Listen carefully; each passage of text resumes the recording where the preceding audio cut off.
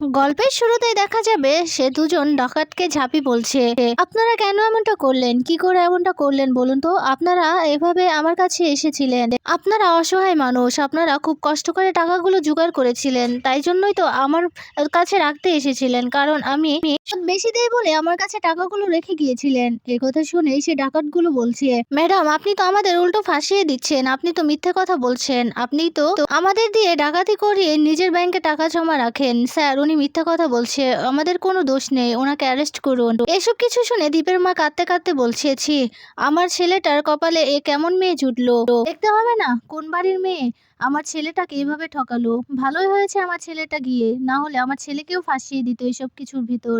ঝাঁপি এসব কিছু শুনে দীপের মায়ের কাছে গিয়ে বলছে, জেঠিমা তুমি ভুল বুঝছো, বিশ্বাস করো আমি এসব কিছু করিনি। এরপর দীপের মা বলছে, চুপ কর তুই। এরপর ঝাঁপি বলছে, আমি সত্যি কথা বলছি, আমি এসব কিছু জানি না। কথা বলে অফিসারের কাছে গিয়ে বলছে, শুনুন আমি এসব কিছু করিনি, বিশ্বাস করুন আমি এসব কিছু করিনি। আমি বুঝতে পেরেছি এখন এই সব কিছুর পেছনে অনেক বড় একটা প্ল্যান আছে, আমাকে ইচ্ছে করে এভাবে ফাঁসানো হচ্ছে। এই কথা শুনে অফিসার গিয়ে সে ডাকাত দুটোকে বলছে, এখন আর কোনো লাভ হবে না, এই দুটোকে নিয়ে আর এই যে দলের পান্ডাটাকে নিয়ে চলো, ওদের অফিসে যাব, গিয়ে টাকাগুলো মেলাবো। এই কথা শুনে দেখা যাবে সে অফিসারগুলো ঝাঁপিকে আর সে ডাকাত দুটোকে নিয়ে চলে যায়। এদিকে পিসিমণি আর বাড়ির সবাই কাঁদতে কাঁদতে বলছে, ঝাঁপি কিছু করেনি, ঝাঁপিকে ছেড়ে দিন, এভাবে থানায় নিয়ে যাবেন না। পিসিমণি কাঁদছে দেখে এরপর দেখা যাবে দীপের কাকামণি বলছে, ঠিকই করেছে, মানুষ কি মিথ্যে কথা বলছে নাকি, ও এসব করেছে তাই জন্যই তো ওকে অ্যারেস্ট করা হয়েছে, কেউ কি আর মিথ্যে দোষারোপ করবে? এ কথা শুনে পিসিমণি বলছে, ছোটদা ভাই তুই না একদম বেশি বেশি কথা বলছিস, ঝাঁপি এসব কিছু করেনি, তুই এবার চুপ থাক, ঝাঁপি এসব কিছু করেনি আমার বিশ্বাস। এখন তো দীপও বাড়িতে নেই, ঝাঁপিকে কে বাঁচাবে, কে রক্ষা করবে এই বিপদ থেকে ঝাঁপিকে, সেটাই বুঝতে পারছি না। এই কথা শুনে দেখা যাবে দীপের বোন ফোন করছে দীপকে, বলছে আমি বর্দাকে এক্ষুনি ফোন করে সমস্তটা জানাচ্ছি। এরপর পিসিমণি বলছে, হ্যাঁ তুই এক্ষুনি ফোন কর, কিন্তু ফোন করে দীপকে কিছুতেই পায় না। এরপর দীপের মা বলছে, ওকে ফোন করে এসব কিছু জানাবি না, একদম জানাবি না বলে দিলাম। এরপর পিসিমণি বলছে, কি বলছো তুমি বড় বৌদি, দীপকে না জানালে এই বিপদের দিনে ঝাঁপিকে কে রক্ষা করবে? ওইদিকে দীপের বোন বারবার ফোন করে যাচ্ছে কিন্তু ফোনে পাচ্ছে না দীপকে। এরপর দেখা যাবে সেখানে দীপের বোন বলছে, আমি যাচ্ছি, আমি ঝাঁপির কাছে যাচ্ছি, এই কথা বলেই চলে যায়। ওইদিকে দেখা যাবে ঝাঁপির অফিসে গিয়ে তল্লাশি চালাচ্ছে সে অফিসারগুলো, আর বারবার করে ঝাঁপি বলছে, প্লিজ আপনারা এভাবে লন্ডভন্ড করবেন না আমার অফিসটা, কিন্তু পুলিশ অফিসার কিছুই শোনে না, পুরো অফিসটা লন্ডভন্ড করে ফেলছে। এরপর ঝাঁপি বলছে, আপনারা কেন এখানে এসেছেন? আমি বলছি তো টাকাগুলো আমার কাছে আছে, ওনারা কালকে আমার কাছে টাকাগুলো দিয়ে গেছে, আমি টাকাগুলো দেখাচ্ছি আপনাদের, আমার অফিসটা এভাবে লন্ডভন্ড করবেন না। এই কথা শুনে অফিসার রেগে গিয়ে বলছে, চুপ করুন আপনি, একদম চুপ করে থাকুন, আপনি নিজে স্বেচ্ছায় আমাকে টাকাগুলো বের করে দেবেন, মানে ওই টাকাগুলো অন্য টাকা, যাতে টাকাগুলোর নাম্বার না মিলে আর আপনার উপর দোষটা না পড়ে, তাই না ম্যাডাম? কিন্তু সেটা তো আর হবে না, একদম চুপ করে এখানে দাঁড়িয়ে থাকবেন, আমরা নিজেরাই টাকাগুলো বের করব, খুঁজে বের করে নেব আমরা। কথা বলে আবারও অফিসটা তন্ন তন্ন করে খুঁজতে থাকে আর অফিসটা লন্ডভন্ড করতে থাকে। এইদিকে ঝাঁপি ভীষণ চিন্তিত হয়ে যায় আর খুব কষ্ট পেতে থাকে। ওইদিকে অফিসার ঝাঁপিকে এই অবস্থায় দেখে ভীষণ খুশি হয়। এরপর মনে মনে বলছে, ঝাঁপি সরকার তুই আমাকে অনেক হেনস্থা করিয়েছিস, আজকে সবকিছু সোদে আসলে ফিরিয়ে নেব আমি। কথা বলে ঝাঁপির কাছে গিয়ে বলছে, খুব শখ না বেআইনি টাকাগুলো দিয়ে বড় হওয়ার, আমি দেখাচ্ছি মজা। কথা বলে টেবিলের কাছে গিয়ে চেয়ারটাতে লাথি মারবে, ঠিক সেই মুহূর্তে ঝাঁপি বলছে, একদম না, খবরদার বলে দিলাম, ওই চেয়ারে একটা ছোঁয়াও যেন না পড়ে, বলে রাখলাম। এই মানুষটা আমার কাছে নেই, তবে এই মানুষটার চেয়ারটা আমি কোনো অসম্মান হতে দেব না। এই চেয়ারটাতে যদি একটাও আঁচড় লাগে তাহলে কিন্তু আমি কাউকে ছেড়ে কথা বলবো না, কাউকে না, আমি একে এক করে সব কটাকে মেরে ফেলবো। কথা বলে রেগে যাচ্ছে ঝাঁপি। এরপর দেখা যাবে ঝাঁপি সে কনস্টেবলদেরকে গিয়ে বলছে, আপনাদের কেমন নিয়ম, আপনাদের কি একটু বিবেক বুদ্ধি নেই? আপনারা এখানে সেভাবে লন্ডভন্ড করছেন, আপনারা টাকা খোঁজার জন্য এখানে এসেছেন, কিন্তু আমার অফিসটাকে লন্ডভন্ড করছেন। আপনারা তো টাকা খোঁজার জন্য আসেননি, লন্ডভন্ড করতে এখানে এসেছেন। কথা বলে অফিসারের কাছে গিয়ে বলছে, শুনুন অফিসার, আপনার টাকার দরকার তো আমি তো বলছি যে আমি আপনাদের দেখিয়ে দিচ্ছি টাকা কোথায় আছে। টাকা কি চেয়ার টেবিলে থাকে নাকি? টাকা লকারে থাকে। কথা বলে চাবিটা ধরিয়ে দিতে টাকাগুলো বের করে নেয় অফিসার আর নাম্বারগুলো মেলাতে থাকে। নাম্বারগুলো মিলিয়ে গেলেই ভীষণ হাসতে থাকে অফিসার হাসতে হাসতে ঝাঁপিকে বলছে, কি ম্যাডাম, এবার তো সব প্রমাণ হয়েই গেল, টাকার সাথে নাম্বারগুলো তো মিলেই গেল, এখন কি বলবেন? কথা শুনে ঝাঁপি বলছে, এসব মিথ্যে কথা, মিথ্যে কথা এসব, আমি কিচ্ছু করিনি। এরপর দেখা যাবে নীলুর দাদা বলছে, এই মেয়েকে এক্ষুনি অ্যারেস্ট করে নিয়ে যান, লকআপে নিয়ে গেলেই সব কথা পেট থেকে বের করবে। আর এই যে নীলু, দেখ কোন বাড়ির মেয়েকে তুই বিয়ে করেছিস, সেই বাড়ির বউ নাকি চোর। কথা শুনে নীলু রেগে যায়, বলছে, দাদা তুই একদম মুখ সামলে কথা বল, একদম এই কাজ করেনি ঝাঁপি। অফিসার আমি বলছি, ঝাঁপি এই কাজ করেনি, ওকে ফাঁসানো হচ্ছে, প্লিজ ওকে কোথাও নিয়ে যাবেন না। এরপর অফিসার বলছে, থামুন আপনি, আমরা তো সবকিছু প্রমাণ পেলামই, আপনি তো নিজের চোখেই দেখলেন। কথা বলে ঝাঁপির কাছে গিয়ে বলছে, ঝাঁপি এবার কি বলবে? হ্যাঁ এবার কি বলবেন ঝাঁপি ম্যাডাম? এবার তো আপনাকে অ্যারেস্ট করা হবে, এখন আপনাকে লকআপে রাখা হবে, এরপর আপনি জেলে বসে থাকবেন, দেখবো আপনি কি করে পার পান। কথা বলতে এইদিকে ঝাঁপি অনেক কষ্ট পেতে থাকে আর বলছে, তুমি কোথায় চলে গেলে আমাকে ফেলে? আমি কেমন বিপদে পড়লাম, আমি একা একা তো কিছুই করতে পারবো না, আমার এই মুহূর্তে তোমাকে ভীষণ প্রয়োজন। ওইদিকে দেখা যাবে ঝাঁপিকে টেনে টেনে গাড়িতে ওঠাচ্ছে, আর ওইদিকে লুকিয়ে লুকিয়ে সবটাই দেখছে রনিত। এইদিকে ঝাঁপি যেতে চাইবে না, এরপর ঝাঁপিকে টেনে হিঁচড়ে গাড়িতে ওঠাচ্ছে অফিসার। এদিকে দীপের বোন বারবার করে বলছে, ঝাঁপি কিচ্ছু করেনি, প্লিজ অফিসার ঝাঁপিকে এভাবে নিয়ে যাবেন না, ঝাঁপিকে ছেড়ে দিন। কিন্তু অফিসার কারোর কথাই শুনছে না। এরপর দীপের বোন ঝাঁপির কাছে গিয়ে বলছে, ঝাঁপি আমি তোকে বিশ্বাস করি, তুই এসব কিচ্ছু করিসনি। ওইদিকে দেখা যাবে রনিত এসব কিছু দেখে ভীষণ খুশি হচ্ছে আর বলছে, ঝাঁপি তোকে আমি ভালোবেসেছিলাম, তোকে আমি আমার স্ত্রীর মর্যাদা দিতে চেয়েছিলাম, কিন্তু তুই আমার ভালোবাসা প্রত্যাখ্যান করেছিস, আমার ভালোবাসা পায়ের কাছে ফেলে দিয়েছিস, তাই তোকে তো এই শাস্তিটুকু পেতেই হবে। ওইদিকে দেখা যাবে দীপের বোন রাস্তায় দাঁড়িয়ে কাঁদতে থাকে, ওইদিকে ঝাঁপিকে নিয়ে চলে গেছে। এরপর দীপের বোন দীপকে ফোন করতে কিছুতে লাইনে পায় না দীপকে। ওইদিকে থানায় নিয়ে যাওয়া হলে ঝাঁপি বলছে, আমাকে কেন এখানে নিয়ে এলেন? আমি বললাম তো আমি কিচ্ছু করিনি, এই সব কিছু ষড়যন্ত্র, আমি এবার বুঝতে পেরেছি আপনিও এর পেছনে আছেন।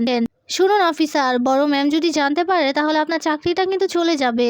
কথা শুনেই অফিসার বলছে, শুনুন আর কত দোহাই দেবেন বড় অফিসারের কথা? উপর মহল থেকে আর কোনো কিছুই হবে না, উপর মহলের আর কারোরই হাত নেই এখানে। কথা বলতেই নীলুর দাদা বলছে, আর কত আইনি লোকের সাহায্য নিয়ে আর কত পার পেয়ে যাবি বলতো? এভাবে অন্যায় কাজগুলো করে আবার ধামাচাপা দেওয়ার চেষ্টা করবি, আর কিছুতেই পারবি না।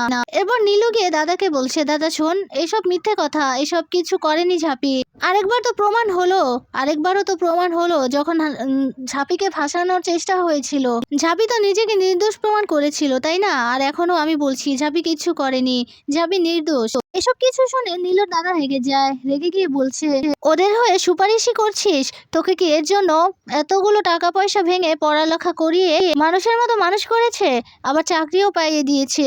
আরে যে তোকে এতটা বড় করেছে তোর বাবার টাকাগুলো এ ডাকাতি করিয়েছে।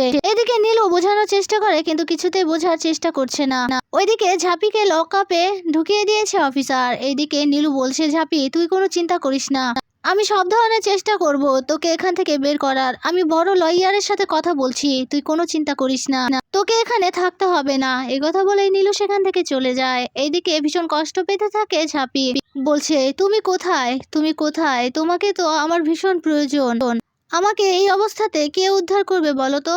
আমি তো সাহস পেতাম, তোমার জন্য সাহস পেতাম, আমার কিছু হলে আমি সব সময় তোমার কাছে বলতাম আর তুমি সব সমস্যার সমাধান করে দিতে। কথা বলে কাঁদতে থাকে ঝাঁপি। ওইদিকে দেখা যাবে রনিত আর ইনকা ড্রিঙ্কস করছে। রনিত বলছে, আজকে আমি ভীষণ খুশি, কারণ ঝাঁপিকে সাহায্য করতে পেরেছি। এখন তো দীপও কাছে নেই, দীপ যতক্ষণে জানতে পারবে ততক্ষণে ঝাঁপি লকআপে, আর দীপ কিছুই করতে পারবে না। এরপর ইনকা বলছে, হ্যাঁ আমিও এরপর লন্ডনে চলে যাব, সেখানে গিয়ে আবার নতুন করে সবটা শুরু করব, আমাদের পথে আর কেউ বাধা হয়ে দাঁড়াতে পারবে না। ঝাঁপি তো নিজের শাস্তি পেয়েই যাচ্ছে। কথা শুনে দেখা যাবে রনিত বলছে, ইনকা তাহলে তুমি থাকো, আমি আর একটু কাজ আছে, আমি যাচ্ছি। এরপর ইনকা বলছে, কোথায় যাচ্ছ তুমি? এরপর রনিত বলছে, আমার একটু দরকারি কাজ আছে। এরপর ইনকা বলছে, কেন আমরা সেলিব্রেশন করব না? এরপর রনিত বলছে, হ্যাঁ এসে শুরু করছি, তুমি থাকো। কথা বলে চলে যায় ঝাঁপির কাছে একজন উকিলকে নিয়ে। এরপর ঝাঁপিকে গিয়ে বলছে, ঝাঁপি তোর না কোনো চিন্তা নেই, জানিস তো আমি আমার সমস্ত টাকা পয়সা দিয়ে এই শহরের বেস্ট উকিলকে নিয়ে এসেছি তোকে ছাড়ানোর জন্য, তবে তোকে আমাকে কথা দিতে হবে, তোকে ছাড়িয়ে নিয়ে যাওয়ার পর তুই দীপকে ভুলে যাবি, দীপকে ভুলে তুই আমার সাথে সংসার শুরু করবি, আমি তোকে ভালোবাসি ঝাঁপি, আর এইটা যদি মানিস তাহলে আমি তোকে এখান থেকে ছাড়িয়ে নিয়ে যাব। এসব কিছু শুনে অবাক হয়ে যায় ঝাঁপি। এরপর ঝাঁপি বুঝে ফেলে এসব কিছু ইনকা রনিতেরই কাজ। এদিকে রনিত বলছে, কি ঝাঁপি, রাজি হয়েছিস তো? তুই রাজি থাকলে বল, আমি এক্ষুনি তোকে এখান থেকে বের করে নিয়ে যাব। আমি বিশ্বাস করি ঝাঁপি, তুই এসব কিচ্ছু করিসনি, কিচ্ছু না। এরপর ঝাঁপি রেগে গিয়ে বলছে, ও তার মানে এই কথা, আমি এখন বুঝতে পেরেছি এখন। এটা তোমার আর ইনকাদির প্ল্যান, তাই না? তোমরা এসব কিছু করে আমাকে ফাঁসিয়েছো, আমার দুর্বলতার সুযোগ নিয়ে এখন এসেছো আমাকে হেল্প করে তারপর আমাকে তোমার বউ বানাবে, তাই না? এখন আমি সবটা বুঝতে পেরেছি। তাহলে শুনে রাখো, তোমার হেল্পের আমার কোনো প্রয়োজন নেই, কোনো না, চলে যাও বলছি এখান থেকে। এরপর অনিক বলছে, ঝাঁপি তুই কি বলছিস? আমি এসব কিছু করিনি, জানিস তো আমি তোর ক্ষতি করতে পারি, বল। এরপর ঝাঁপি বলছে, শোনো, আর একটা কথাও বলবে না, চলে যাও বলছি এখান থেকে। আমি তোমাকে খুব ভালো করে চিনি, তুমি আমার আর দীপের কোনো দিনও ভালো চাও না, কোনো দিনও না। যাও বলছি এখান থেকে, বেরিয়ে যাও। এই কথা শুনে রনিত সেখান থেকে চলে যায়। এদিকে ঝাঁপি কাঁদতে থাকে, বলছে, তুমি কোথায়? তুমিও চলে গেলে, আর আমার দুর্বলতার সুযোগ নিয়ে ওরা আমাকে ফাঁসিয়ে দিল। এখন আমাকে এখান থেকে কে উদ্ধার করবে, কে? এ কথা বলে কাঁদতে থাকে ঝাঁপি। আর তখনই ঝাঁপি বলে ডাক দেয় কেউ, আর সেই ডাকটা আর কারোর নয়, দীপের। এটা দেখেই ঝাঁপি তাকাতেই দেখতে পায় সেখানে দীপ দাঁড়িয়ে আছে। দীপকে দেখে ভীষণ খুশি হয় ঝাঁপি। এরপর দীপ বলছে, আমি তোকে ছাড়াতে এসেছি ঝাঁপি, তোর কোনো চিন্তা নেই। ওইদিকে কেসটা কোর্টে তোলাতে ঝাঁপিকে কোর্টে যেতে হয়। জজ সাহেব সেই ডাকাতগুলোকে জিজ্ঞেস করছে, তোমরা কেন মিথ্যে কথা বললে? এরপর সেই ডাকাত দুটো বলছে, আসলে আমাদেরকে এগুলো জোর করে বলানো হয়েছে। এরপর ডাকাতগুলো দেখিয়ে দেয় সেই ম্যামকে উকিল সাহেব জিজ্ঞেস করলে ম্যাম বলছে, আসলে এছাড়া আমার আর কিচ্ছু করার উপায় ছিল না, ঝাঁপিকে বাঁচানোর জন্যই আমি এসব করেছি। এই কথা শুনেই জজ সাহেব ভীষণ রেগে যায়। রেগে গিয়ে বলছে, আপনাকে আমি সাসপেন্ড করলাম, আপনি আইনের লোক হয়ে কি করে এভাবে বেআইনি কাজ করতে পারেন? আপনাকে আমি সাসপেন্ড করলাম। এই কথা শুনে অবাক হয়ে যায় সবাই। এরপর জজ সাহেব বলছে, ঝাঁপি সরকার, আপনাকে 3 বছরের সশ্রম কারাদণ্ডে দণ্ডিত করা হলো। এটা শুনে কষ্ট পেতে থাকে ঝাঁপি। বাকি সবাই অবাক হয়ে যায়। আর তারপর দেখা যাবে দীপ এসে ঝাঁপিকে বলছে, ঝাঁপি, তোকে আমি কিছুতেই ওই লকআপে থাকতে দেব না, কিছুতেই না। আমাকে বিশ্বাস করিস তো তুই? তোকে আমি এখান থেকে ছাড়িয়ে নিয়ে যাবই। তোর কোনো চিন্তা নেই ঝাঁপি, তুই কোনো কষ্ট পাবি না, আমার উপর বিশ্বাস রাখ, আমি এই সব কিছু বের করব। কারা ষড়যন্ত্র করে তোকে এভাবে ফাঁসাচ্ছে, আমি তাদেরকে বের করে তাদেরকে শাস্তি দেব, আর তোকে এখান থেকে বের করে নিয়ে যাব ঝাঁপি। এরপর ঝাঁপি দীপকে বলছে, হ্যাঁ, আমি তোমাকে বিশ্বাস করি। এ কথা বলে কাঁদতে থাকে ঝাঁপি, আর কাঁদতে কাঁদতে তাকিয়ে আছে দীপের দিকে।